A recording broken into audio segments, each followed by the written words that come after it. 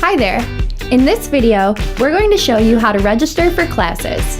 To start, log into your My Akron account and click on the My Experience tab. Then click on My DPR. Scroll down until you find a class that you need for your degree. Click on the title of the class. If the class is available the semester you're enrolling in, click on View Class Sections.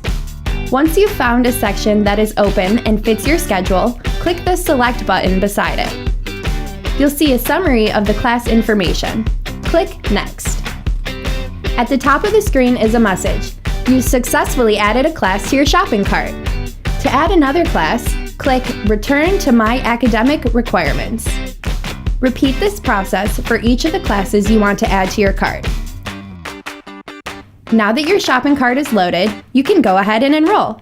Click on Select here within the Success message at the top of the page. Backing your shopping cart, place a check beside each class and click Enroll.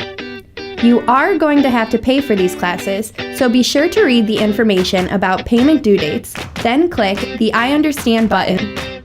You did read it, right? Here's one last confirmation screen before you're done. If everything looks correct, click Finish Enrolling. And that's it! Click on My Class Schedule to see your full schedule for the term.